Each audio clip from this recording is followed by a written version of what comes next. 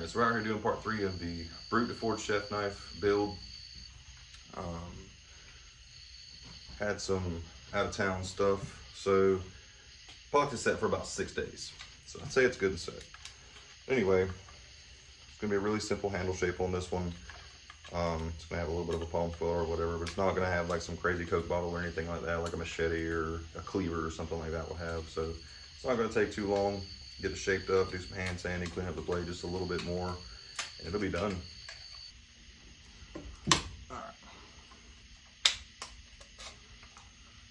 Get this pile of clamps pulled off of it.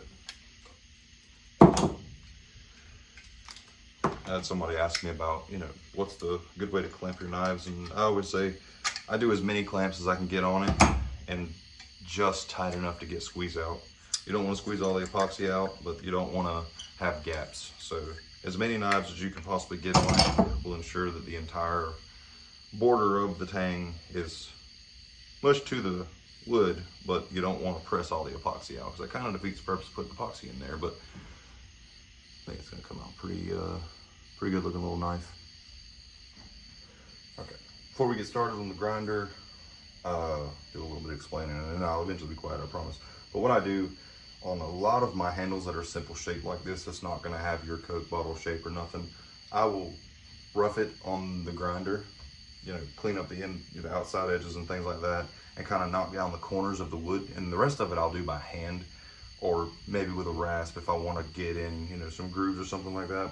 But the majority of it I finish by hand. I feel like I get a better finish that way. I don't chase 60 grit cuts through my wood and things. And these scales are really thin, so I don't want to get too crazy on the grinder. So I'm going to clean up around the tang, probably knock the corners off, and then the rest of it I'll do by hand.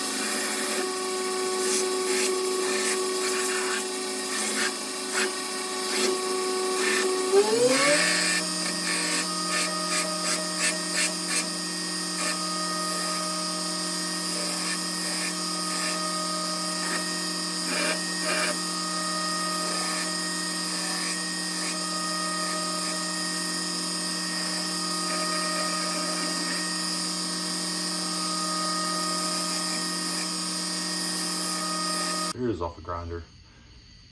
Like I said, it's really rough, but I got the basic profile of what I want. It's very comfortable in the hand. It's got like a good little, you can't really see the cross section of it, but it's almost like an hourglass kind of shape to it. So we're gonna start with some 100 grit, get it all cleaned up, and if I have to, I'll go back to the grinder and get the deep stuff out. But I think this is gonna be it. It's gonna be really nice. Feels really, really good in the hand.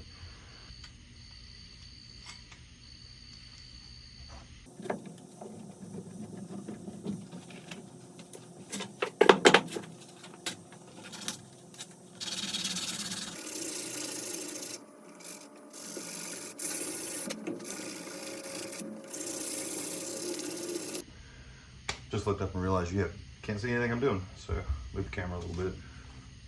It's nothing really major. Like I said, we're just going back, taking all of the peaks and scratches from the belt out, and start at 100, get everything cleaned up, do both sides of the knife, get a bunch of scratches out of the tang and stuff like that, and then we'll work our way up. And I think I'm gonna go to about 600 on this, because I have a product called Wicked Wax I picked up at Blade Show, and I'm going to try this on this handle and see how it comes out at 600.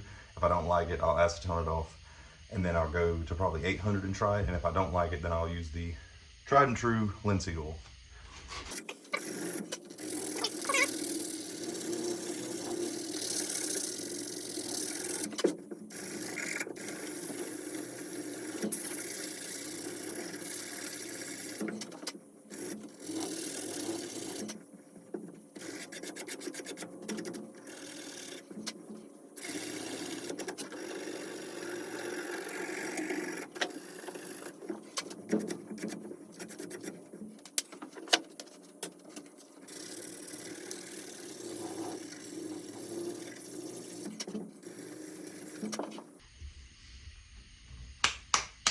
I love hand sanding burls. The higher grit you go, you get to see all the nooks and crannies of the wood and things like that. It's almost like hand sanding Damascus. You get little peeks of what it's gonna look like. It's very, very rewarding. Time consuming, but rewarding.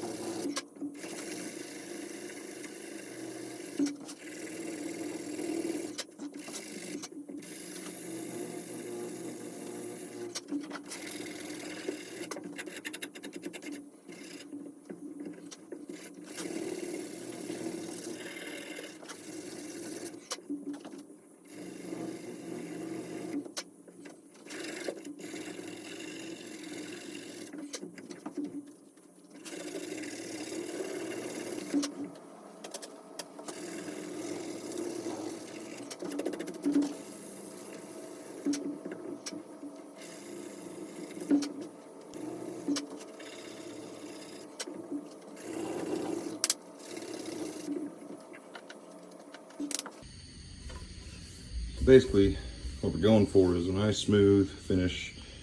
It's got good, hand retention and things like that, that you can't see any of the belt scratches. So this is 220, the other side's up to 600, but that's pretty much a wrap on it. Get it cleaned up a little bit, and then I'll do some oiling videos and things like that, and get it sharpened up, be done. Be nice.